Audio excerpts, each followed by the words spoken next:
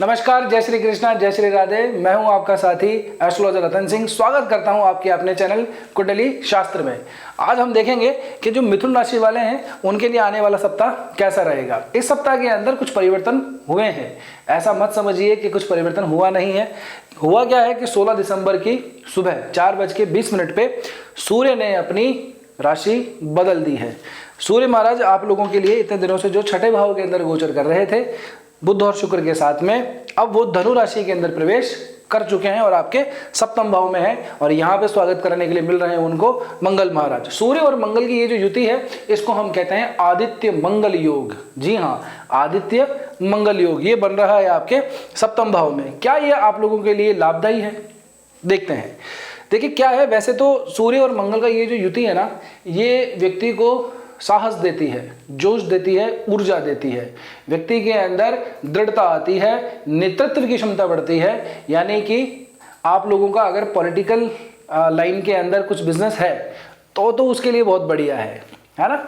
लेकिन थोड़ा सा इसके अंदर नेगेटिविटी भी है क्योंकि व्यक्ति जब थोड़ा जोश में आता है, थोड़ी एनर्जी में आता है, तब वो क्या है, थोड़ा सा अहंकार भी उसके अंदर आ जाता है, थोड़ा ईगो भी आ जाता है। तो यही थोड़ी सी प्रॉब्लम रहने वाली है आप लोगों के लिए। ये युति बन रही है सप्तम भाव के अंदर, तो अपने व्यापार के साझेदार जो हैं उनके साथ में खटपट होने की पूरी संभावना है। ये मैं पहले से ही आप लोगों को बता रहा हूं।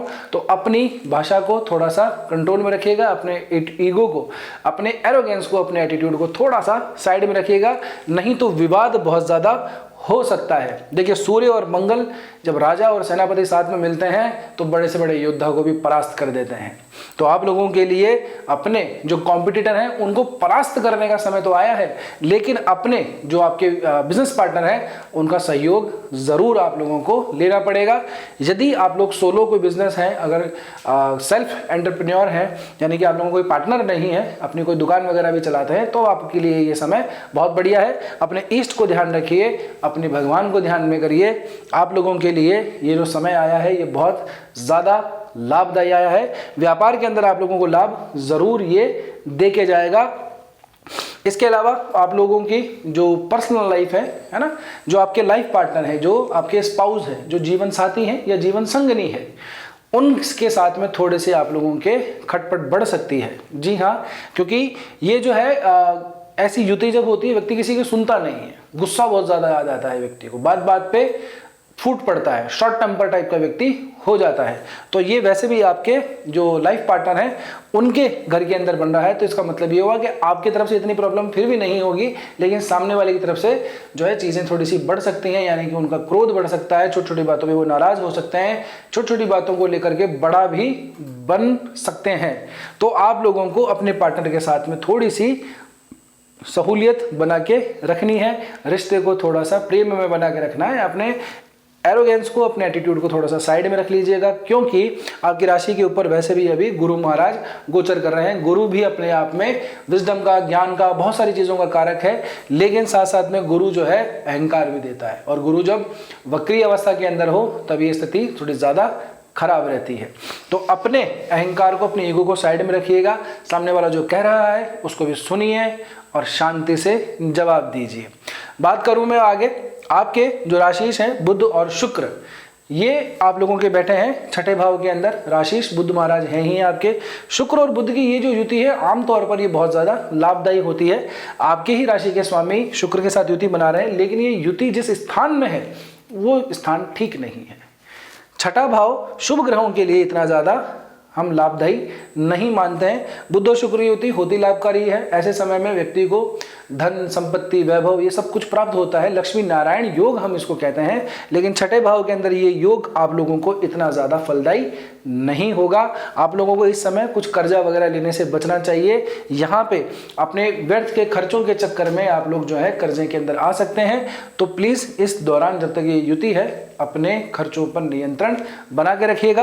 काम से संबंधित, व्यापार से संबंधित कुछ काम अगर आपको करना है, कुछ लोन वगैरह यहीं से चाहिए तो उसमें कोई समस्या नहीं है।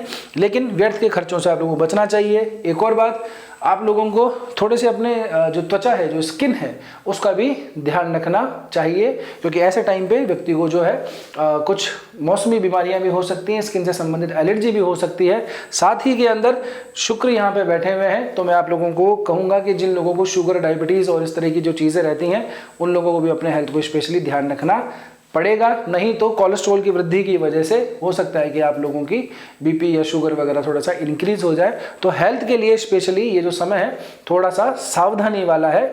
बहुत ज़्यादा चिंता की जरूरत नहीं है, लेकिन सावधानी रखनी ज़रूरी है।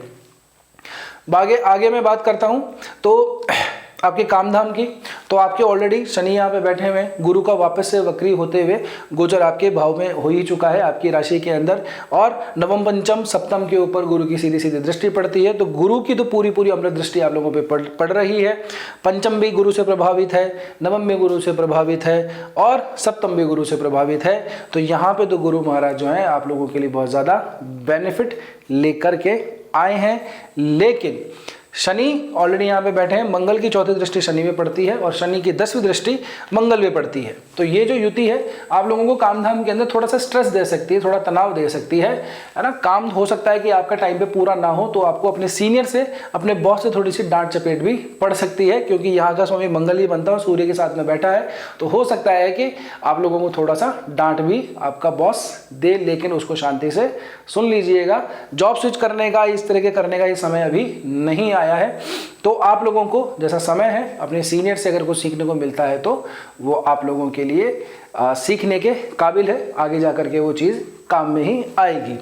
धन भाव की दृष्टि से देखें तो अमूमन ये समय थोड़ा सा ठीक है। देखिए यहाँ का स्वामी बनता है चंद्रमा, और अभी तुला राशि के अंदर ये गोचर करेंगे 15 से 17 दिसंबर के बीच में। तो द्वितीय जो है जाकर के पंचम में जब गोचर करेगा तो धन वृद्धि का ये समय रहेगा, यानी कि 15, 16, 17 ये जो समय है आप लोगों के लिए धन वृद्धि का स्पेशली बन रहा है।